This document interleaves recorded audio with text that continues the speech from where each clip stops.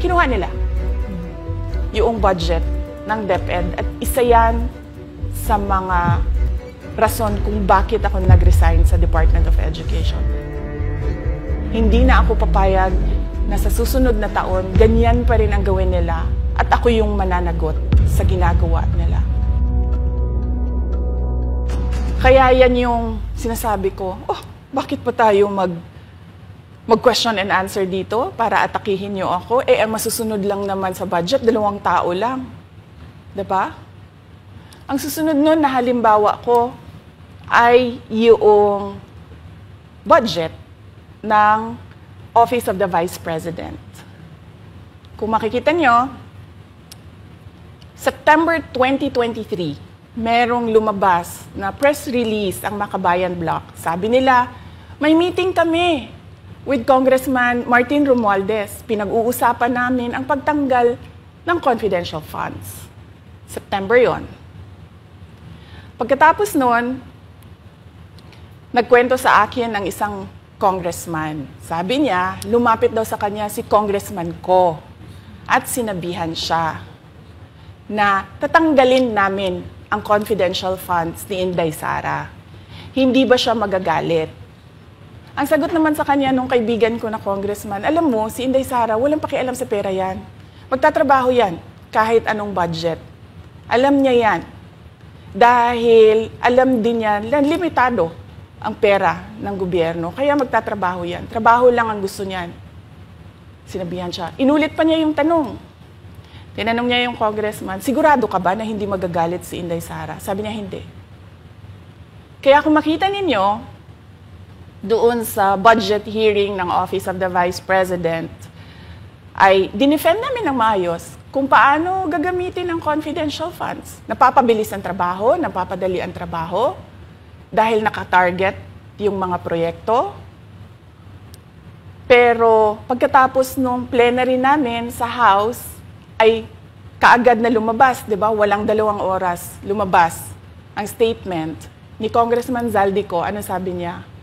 Unanimous decision ng party leaders under the leadership of Congressman Martin Romualdez, tatanggalin namin ang confidential funds. At para hindi halata na inaatake nila ako, tinanggalan din nila yung mga iba pang mga departments ng kanilang confidential funds. So nakikita nyo, bumulong ang Makabayan Bloc kay Martin Romualdez.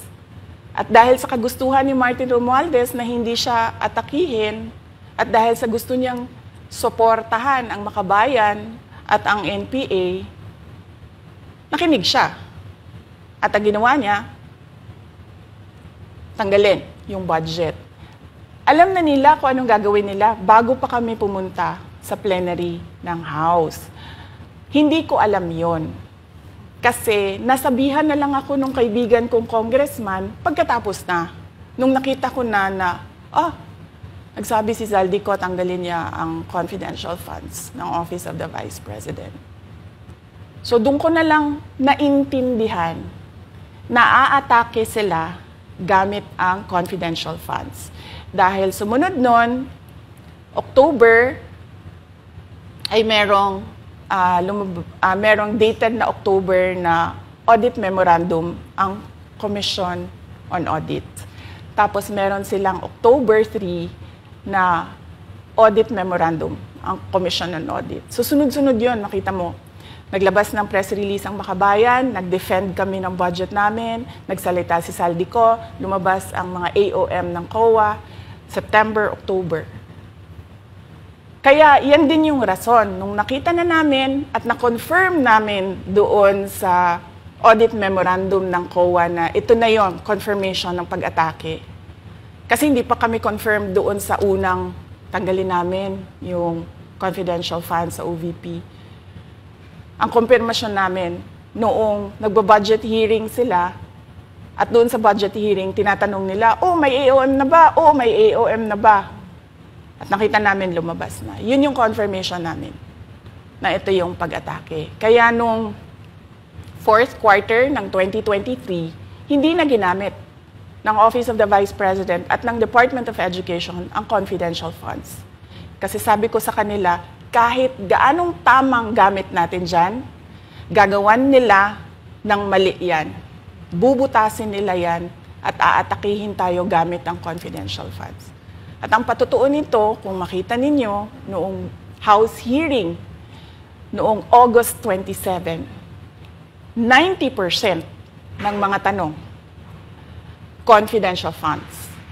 Kahit na 2024 at 2025, wala ng confidential funds ang Office of the Vice President. So yan yung explanation ko, mahabang explanation ko. Bakit pa tayo mag-question and answer? Para atakihin ninyo ako? Tapos, alam naman nating lahat. Congressman Zaldico, Congressman Martin Romualdez lang ang nagdidesisyon sa budget ng bayan. Madam Vice President, it seems that there's this great plan against you talaga to destroy you. And speaking of plan, kasi during the budget hearing po, may nagsabi kasi doon ng let's stick to our plan. And you also called that person po. Can you po share about this po? Ano ba tong plan talaga nila during this budget hearing? Oo. Doon sa budget hearing na nangyari noong August 27, nakita nyo na, meron na silang nakahandang PowerPoint presentation, meron na silang nakahandang audiovisual presentation, meron na silang nakahanda na script na binabasa, at yung isa pa nga na congresswoman na sabi niya, wala akong panahon, basta mahaba ito, hindi ko mabasa letter per letter. Pero kung makita mo, may nakahanda siya na mga sagot sa mga sinabi namin sa Commission on Audit. Legal points na sinabi namin sa Commission on Audit. Bakit napakadelikado ng ginagawa na kinukuha ang mga dokumento ng hindi tapos at hindi final na audit. So kung makita mo, ganun yun, nakahanda sila. Makikita natin na let's stick to our plan at atakihin natin ito siya. Walang kinalaman sa kanyang Office of the Vice President 2025 budget proposal, kundi lahat ay may kinalaman sa confidential funds na matagal nang may kaso, 3 pa nga ang kaso sa Supreme Court, matagal nang pinapa-audit nila, at nagko-cooperate kami doon sa audit.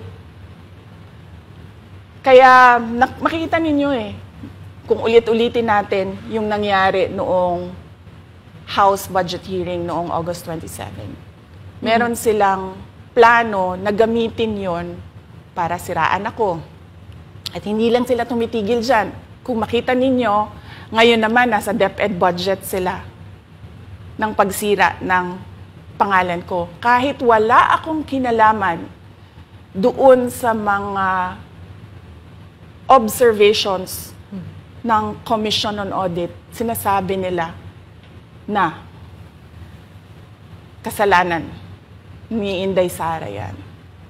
At going back po dito sa budget hearing, Madam Vice President, kasi mukhang hindi talaga nagustuhan ng mga kongresista ang inyo pong naging sagot. At naglabas nga po sila ng kanilang statement about pa din dito sa confidential fund. And itong si Franz Castro, nagsabi siya dito nga daw ay posibleng ito ay isang impeachable offense. Ano pong reaction niyo dito?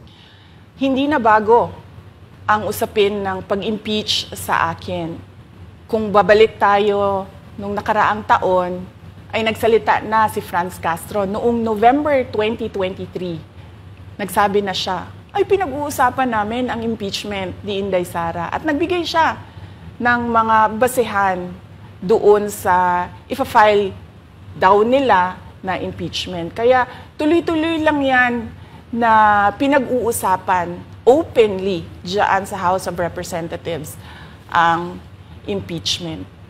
At lagi nandyan sa gitna si Franz Castro sa usaping impeachment sa akin. Unang-una, walang misuse ng confidential funds, walang misuse ng funds ng Department of Education. Kaya ngayon, ay pinipilit nilang gawan ng basihan yung mga sinasabi nila na impeachment sa akin. Kaya hindi bago yan na pinag-uusapan ang impeachment. Kasama yan sa plano nila laban sa akin.